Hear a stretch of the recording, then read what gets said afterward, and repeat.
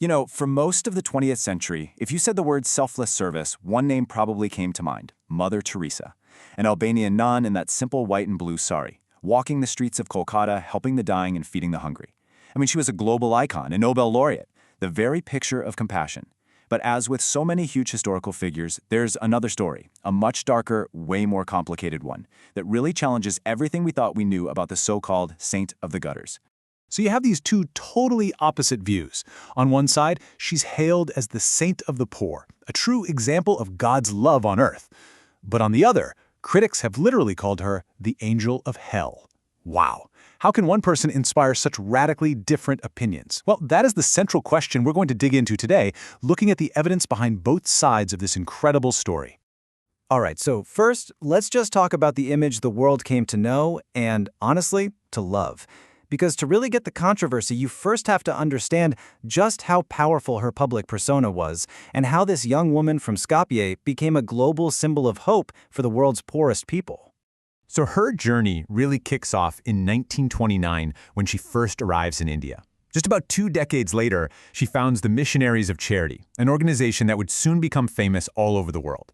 After that came the big moments, like opening her hospice for the dying, Nirmal Hriday.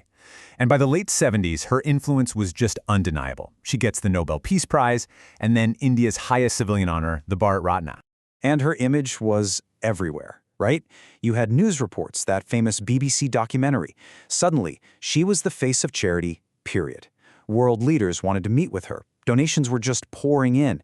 And for millions of people, she was, without a doubt, a living saint. Okay, but this is where the story takes a really sharp turn. Because as her fame exploded, so did the questions. Former volunteers, doctors, and journalists started to tell a very, very different story, one that was hidden behind that saintly public image. And it all boils down to this, really. Was her mission a genuine act of love and service?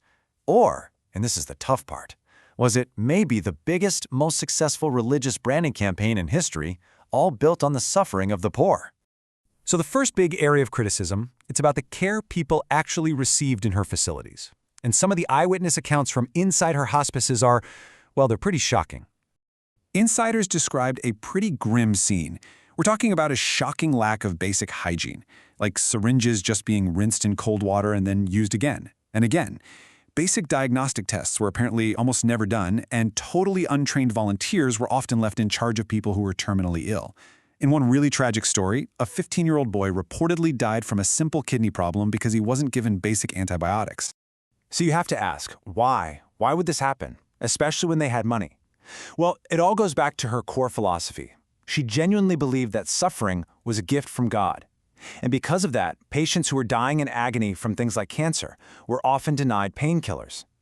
Her mission wasn't to relieve suffering, it was to encourage people to embrace it. And this is where we see what critics call the central hypocrisy of her mission. Because while she was preaching about the beauty of suffering for others, when she got sick, she sought out the best modern medicine money could buy. She got treatment in elite clinics in America and Europe, sometimes even flying by private jet. Okay, that brings us to the second huge controversy, the money. The Missionaries of Charity became one of the wealthiest charities on the planet. But the big question is, where did all that cash actually go?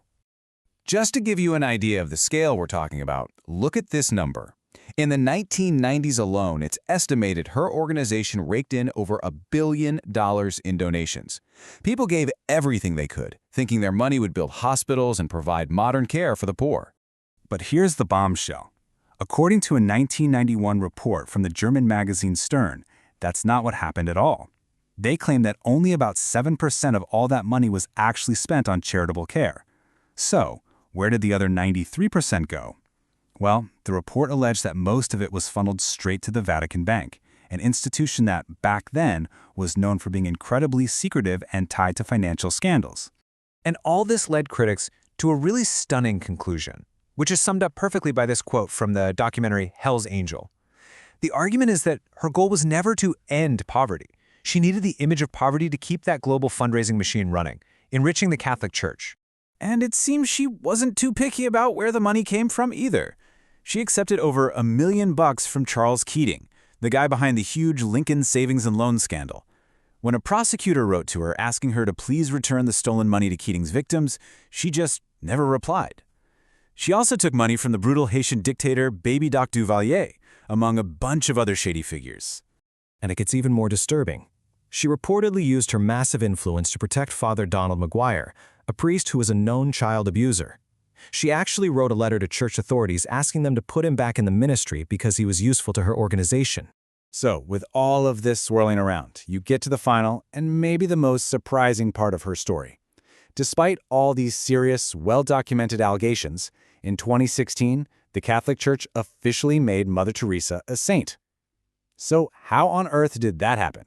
Well, to become a saint, the church requires 2 verified miracles after you've died, and the church credited her with 2 of them, the healing of a woman's ovarian tumor and a man's brain tumor, after their families prayed directly to her. And based on those events, Pope Francis canonized her, cementing her status as a saint for all time. But of course, even that isn't the end of the controversy. Because on top of everything else, there are these widespread allegations that the main goal in her hospices wasn't comfort, it was conversion. Dying patients, many of them Hindu or Muslim, were supposedly asked if they wanted a ticket to heaven and were then secretly baptized, without really giving full consent. So that leaves us right back where we started. Who was she really? Was Mother Teresa that selfless icon of compassion the world fell in love with? Or was she a much more complex, maybe even a calculating figure, who built a global brand on an ideology of suffering? The evidence points in 2 completely different directions, leaving behind one of the most debated and complicated legacies of our time.